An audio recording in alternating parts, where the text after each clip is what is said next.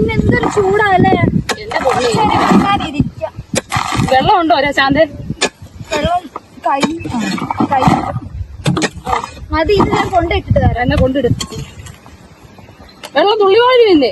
ഇല്ലാന്ന്. എനിക്ക് വയ്യ. ഇത് എന്തൊരു വെയിലാന്ന് പറ.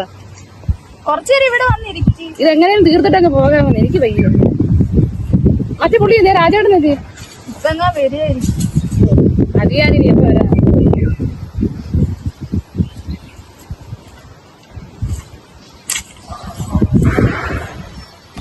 പെട്ടെന്ന്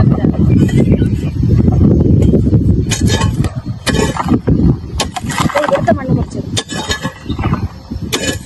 വെറുതെ ഇരിക്കുന്ന പുല്ലൊക്കെ പറിക്കും.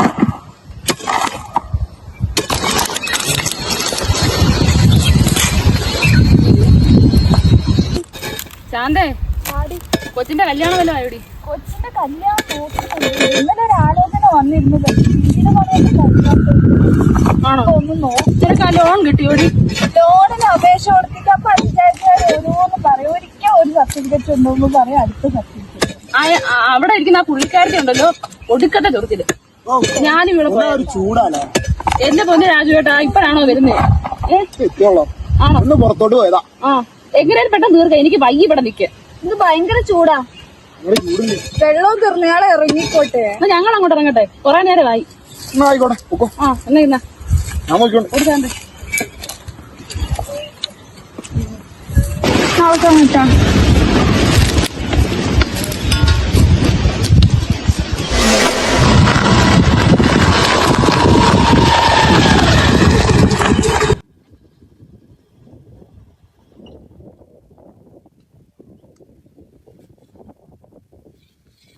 സൈനത്ത്. എന്റെ സൈനത്ത് എന്നാ വെയില ഇത്.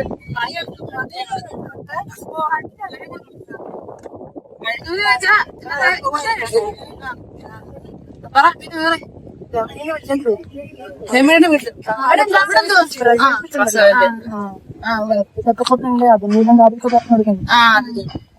ആ നല്ല വെയിലാ. അതൊക്കെ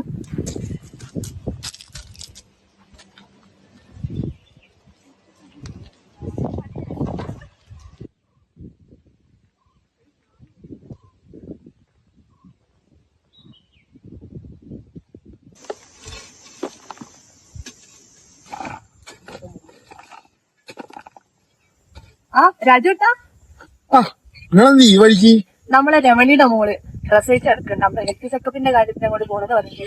രമണിയുടെ മോളോ? ആ, നമ്മുടെ മേലെപ്പറമ്പിലെ. ആ, ശരിയാ. ഇതെന്താ പണിയൊന്നും ഒതുക്കാറില്ലേ? പണി ഒതുക്കാനായിട്ട് കുറച്ച് തട എടുക്കാണ്ട് ചേനക്ക്. അല്ല, നിങ്ങള് ന്യൂസ് ഇതൊന്നും കാണലില്ല? പ്രത്യേകം ഹോസ്പിറ്റലിലെല്ലാം പറഞ്ഞല്ലേ റെഡ് അലേർട്ട് ആണെന്നൊക്കെ. ഇപ്പൊ ഈ വെയിലത്തൊന്നും ഇറങ്ങരുത്. പറഞ്ഞിട്ട് കാര്യമില്ല, സർക്കാരിന് അത് പറഞ്ഞാ പോരെ.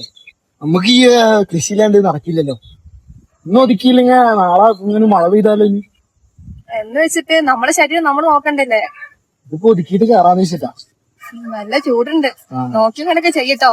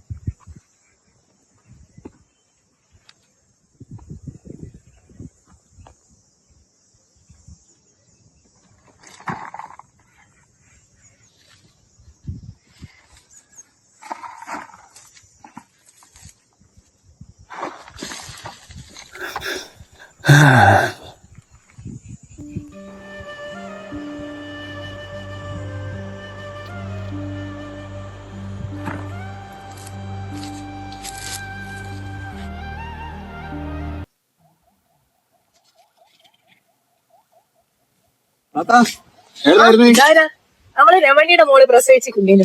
അപ്പൊ ഹെൽത്തിന്റെ കാര്യത്തിനായിട്ട് ഒന്ന് സന്ദർശിക്കണം എന്നുണ്ടായിരുന്നു വീടെല്ലാം. ഓ, എന്നിട്ട് അവിടെ പോയി അപ്പൊ? ആ, പോയിട്ട് വരുന്നു.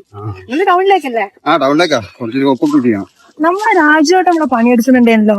ആ, രാവിലെ കണ്ടായിരുന്നു ഇവിടെ പണിയെടുക്കുന്നു. ഞാൻ പറഞ്ഞ വീട്ടിൽ തന്നെ എടുക്കണ്ട. പോയിട്ടുണ്ടാവും എത്തില്ലേ? പക്ഷെ ഇവിടെ എല്ലാ കാര്യങ്ങളും കൊടുക്കാൻ കാണുന്നില്ലല്ലോ. രാജേട്ടനെ എടുക്കുന്നു. രാജ്യത്ത്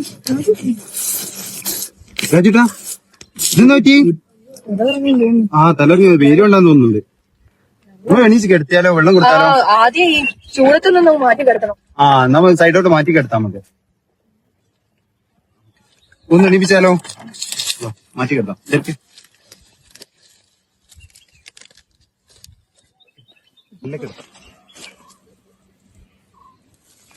കുറച്ച് വെള്ളവും സ്ഥലവും ചേട്ടാ. രാജേട്ടാ അജുട്ടാ കുഴപ്പമൊന്നുമില്ലല്ലോ. എന്താ പറ്റി? ഓക്കെ. നമുക്ക് ഹോസ്പിറ്റലിൽ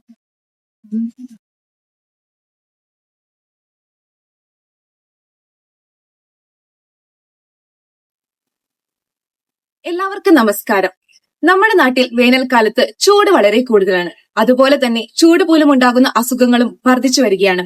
വേനൽക്കാലത്ത് നിങ്ങൾ പുറത്തിറങ്ങുമ്പോൾ നിങ്ങൾക്ക് ക്ഷീണം അനുഭവപ്പെട്ടിട്ടുണ്ടോ? അതുപോലെ തന്നെ തളർച്ച തോന്നാറുണ്ടോ? ഒരു ദിവസം നിങ്ങൾ എത്ര തവണ വെള്ളം കുടിക്കും? വേനൽക്കാലത്ത് ഉണ്ടാകുന്ന അസുഖങ്ങൾ പലപ്പോഴും നമ്മൾ ശ്രദ്ധിക്കാറില്ല. അതിൽ ഏറ്റവും ഗുരുതരമായ അവസ്ഥയാണ് ഹീറ്റ് സ്ട്രോക്ക് അഥവാ സൂര്യാഘാതം എന്ന് പറയുന്നത്. ഇത് ശ്രദ്ധിക്കാത്ത പക്ഷം ജീവന് തന്നെ അപകടമായേക്കാം. എന്താണ് ഹീറ്റ് സ്ട്രോക്ക്? ഹീറ്റ് സ്ട്രോക്ക് എന്നത് മനുഷ്യന്റെ ശരീര താപനില സംവിധാനം തകരാറിലാകുന്നത് മൂലം മനുഷ്യ താപനില 40°C കൂടുകയോ അല്ലെങ്കിൽ അതുമൂലം ബോധക്ഷയം, നാഡീവ്യവസ്ഥയിലെ തകരാറുകൾ, അവയവദോഷങ്ങൾ എന്നിവ ഉണ്ടാകുന്ന അവസ്ഥയാണ്. അടുത്തതായി സൂര്യാഘാതം കൂടുതലായി വരാൻ സാധ്യതയുള്ള ആർക്കാണെന്ന് നോക്കാം. ഒന്നാമതായി ഉഷ്ണമേഖലയിൽ താമസിക്കുന്നവർ, അതുപോലെ തന്നെ വയോധികർ, കുട്ടികൾ, ഹൃദ്രോഗമുള്ളവർ, അതുപോലെ പുറത്ത് ജോലി ചെയ്യുന്ന ആൾക്കാർ അഥവാ കൃഷിക്കാര്, കൂലിത്തൊഴിലാളികൾ, സൈനികർ, രക്ഷാപ്രവർത്തകർ എന്നിവർക്കും സൂര്യാഘാതം കൂടുതലായി വരാൻ സാധ്യതയുണ്ട്. സൂര്യാഘാതം ഉണ്ടാകുമ്പോഴുള്ള കാരണങ്ങൾ. ആദ്യത്തെ ഒരു കാരണമാണ് പരിസ്ഥിതി ഘടകങ്ങൾ. നമുക്കറിയാം, ഏറ്റവും ചൂട് കൂടിയ സമയത്ത് നമ്മൾ പരിസ്ഥിതിയിൽ ഒരുപാട് പണിയെടുക്കുകയോ വ്യായാമം ചെയ്യുകയോ ചെയ്യുമ്പോൾ സൂര്യാഘാതം ഉണ്ടാവാനുള്ള സാധ്യത ഏറെ കൂടുതലാണ്. രണ്ടാമത്തെയാണ് നിർജ്ജലീകരണം. നമ്മുടെ ശരീരത്തിൽ ആവശ്യത്തിൽ വെള്ളം ഉണ്ടാവാത്ത സമയത്ത് വിയർപ്പ് പുറത്തു പോകുന്ന അവസ്ഥ വളരെ കുറയുകയാണ്. അതുമൂലം നമ്മുടെ ശരീരത്തിൽ സൂര്യാഘാതം ഏൽക്കാനും അതുപോലെ തന്നെ ഒരുപാട് അപകടകരമായ സങ്കീർണതകളിലേക്ക് നയിക്കാനും കാരണമാകുന്നു. മൂന്നാമത്തെ കാരണത്തിനെ കുറിച്ച് പറയുകയാണെങ്കിൽ ആ ഒരു ഘടകമാണ് പ്രായം. നമുക്കറിയാം, കുട്ടികളിലും മുതിർന്നവരിലും താപനിയന്ത്രണ സംവിധാനം കുറവാണ്. അതുകൊണ്ട് തന്നെ അവർക്ക് സൂര്യാഘാതം ഏൽക്കാനുള്ള സാധ്യത ഏറെ കൂടുതലാണ്. അടുത്തൊരു കാരണമാണ് ഹൃദ്രോഗം, അമിതവണ്ണം. അതുപോലെ തന്നെ മറ്റു ചില മരുന്നുകളുടെ ദീർഘ ഉപയോഗവും സൂര്യാഘാതം ഏൽക്കാൻ ഏറെ കാരണമാകും. അടുത്തതായി ഞാൻ പറയാൻ പോകുന്നത് സൂര്യാഘാതം ഉണ്ടാകുമ്പോഴുള്ള ചില ലക്ഷണങ്ങളെ കുറിച്ചാണ്. ഒന്നാമതായി ശരീരത്തിന്റെ താപനില 40°C മേലെയായിട്ട് ഉയരുക. അതുപോലെ തന്നെ വിയർപ്പ് കുറയുന്നു, തൊലി ചൂടുള്ളതും വരണ്ടതുമാവുന്നു, ഹൃദയമിടിപ്പ് കൂടുന്നു, ആശയക്കുഴപ്പം ഉണ്ടാകുന്നു. സോ ഇതൊക്കെയാണ് നമുക്ക് സൂര്യാഘാതം ഏൽക്കുമ്പോൾ ഏറ്റവും കൂടുതലായി കാണപ്പെടുന്ന ചില ലക്ഷണം. സൂര്യാഘാതത്തിന് പ്രവർത്തന രീതി. അധിക ചൂട് മനുഷ്യ ശരീരത്തെ പല രീതിയിൽ ബാധിക്കുന്നു. ശരീരത്തിൽ ചൂട് കൂടുമ്പോൾ ശരീരത്തിന് അത് ശരിയായ രീതിയിൽ പുറത്താക്കാൻ സാധിക്കുന്നില്ല. ഇത് പിന്നീട് ഹീറ്റ് സ്ട്രോക്ക്, ഹീറ്റ് എക്സോഷൻ തുടങ്ങിയ രോഗങ്ങളായി മാറുന്നു. അധിക ചൂട് പ്രവേശിക്കുമ്പോൾ ഹൈപ്പോ തലാമസ് ശരിയായ രീതിയിൽ പ്രവർത്തിക്കുന്നില്ല. ഇത് പിന്നീട് ശരീരത്തിൽ വിയർപ്പുണ്ടാകുന്നതിന്റെ അളവ് കുറയ്ക്കുകയും ശരീര താപനില ഉയരുകയും ചെയ്യുന്നു. ഇത് പിന്നീട് നമ്മൾ കോശങ്ങളെ ബാധിക്കുകയും ശരീരത്തിൽ വിവിധ ഭാഗങ്ങളിലേക്കുള്ള രക്തയോട്ടം കുറയ്ക്കുകയും ചെയ്യുന്നു. കരൾ, വൃക്ക, തലച്ചോർ എന്നീ ഭാഗങ്ങളെ ബാധിക്കുകയും ശരിയായ രീതിയിൽ ആരോഗ്യ പരിചരണം എടുത്തില്ലെങ്കിൽ ഇത് മരണത്തിലേക്ക് വരെ നയിക്കുകയും ചെയ്യും. സൂര്യാഘാതത്തിന് പ്രതിരോധം. വ്യക്തിപരമായ മുൻകരുതലുകൾ. ചൂടുള്ള കാലാവസ്ഥയിൽ പുറത്തിറങ്ങാതിരിക്കുക, ലഘുവായ വസ്ത്രം ധരിക്കുക, ദിവസവും 3 to 4 ലിറ്റർ വെള്ളം കുടിക്കുക, ഉച്ചസമയത്ത് ജോലി ചെയ്യാതിരിക്കുക. ജോലി സ്ഥലത്ത് സ്വീകരിക്കേണ്ട മുൻകരുതലുകൾ. തൊഴിലാളികൾ മതിയായ വെള്ളം കുടിക്കുക, തൊഴിലാളികൾക്ക് മതിയായ വിശ്രമ സമയം അനുവദിക്കുക. സമൂഹതല മുൻകരുതലുകൾ. കാലാവസ്ഥാ നിരീക്ഷകർ നൽകുന്ന നിർദ്ദേശം പാലിക്കുക, അപകട സാധ്യതയുള്ളവർ പ്രത്യേക മുൻകരുതലുകൾ എടുക്കുക. സൂര്യാഘാതമേറ്റ ഒരു വ്യക്തി എങ്ങനെയൊക്കെ പരിശോധിക്കാമെന്ന് നമുക്ക് നോക്കാം. സൂര്യാഘാതം ഒഴിവാക്കാൻ ആദ്യം തന്നെ ചില പ്രതിരോധ മാർഗങ്ങൾ നമ്മൾ സ്വീകരിക്കണം. വേനൽക്കാലത്ത് മതിയായ അളവിൽ വെള്ളം കുടിക്കുക.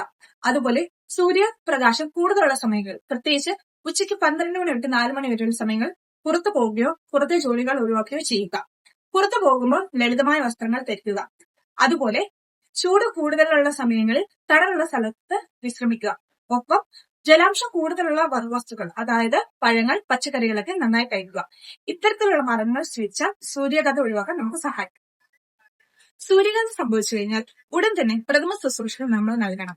രോഗിയെ ഉടനെ ചൂടുള്ള സ്ഥലത്ത് നിന്ന് മാറ്റി തണലുള്ളതും വായുസഞ്ചാരമുള്ളതുമായ സ്ഥലത്തേക്ക് കിടത്തുക. കിടത്തുമ്പോൾ കാലുകൾ നന്നായി പൊക്കി വെക്കുക. ഇത് രക്തയോട്ടം കൂട്ടാൻ സഹായിക്കും. അതുപോലെ നനഞ്ഞ തുണി വെച്ച് രോഗിയുടെ ശരീരം തുടയ്ക്കുക. കഴുത്ത്, കക്ഷം, തുടകൾ എന്നിവിടങ്ങളിൽ ഐസ് പാക്ക് വെക്കുന്നത് നല്ലതാണ്. രോഗിക്ക് ചെറിയ രീതിയിൽ ബോധമുണ്ടെങ്കിൽ ചെറിയ അളവിൽ വെള്ളമോ ORS നമുക്ക് കൊടുക്കാം. അതുപോലെ എത്രയും പെട്ടെന്ന് രോഗിയെ ആശുപത്രിയിൽ എത്തിക്കുക. മുതിർന്നവർക്കും കുട്ടികൾക്കും ഇതേ പ്രഥമ ശുശ്രൂഷയാണ് നമ്മൾ നൽകുന്നത്. ഇനി നമുക്ക് സൂര്യാഘാതത്തിന്റെ സങ്കീർണതകൾ എന്തൊക്കെയാണെന്ന് നോക്കാം. സൂര്യാഘാതം ഏൽക്കുന്ന സമയത്ത് ശരീരത്തിന്റെ താപനില വളരെ അധികമായി ഉയർത്തുന്നതിനാൽ പല അവയവങ്ങൾക്കും പ്രശ്നങ്ങൾ ഉണ്ടാവാൻ സാധ്യതയുണ്ട്. ഏറ്റവും അധികമായി കണ്ടുവരുന്ന സങ്കീർണത നിർജ്ജലീകരണമാണ്. ഒപ്പം തലച്ചോറിന്റെ പ്രവർത്തനങ്ങൾക്കും ബാധിക്കുന്നു. ഇത് ആശയക്കുഴപ്പം, ഓർമ്മക്കുറവ്, അതുപോലെ ബോധക്ഷയം എന്നീ കാര്യങ്ങൾ ഉണ്ടാക്കുന്നു. ഒപ്പം വൃക്ക, ഹൃദയ സംബന്ധമായ രോഗം. ഇനി രോഗിക്ക് സൂര്യാഘാതമേറ്റത് ഗുരുതരമായ രീതിയിലാണെങ്കിൽ മരണത്തിന് കാരണമാകും. ഇതൊക്കെയാണ് പ്രധാനമായിട്ടുള്ള സങ്കീർണതകൾ.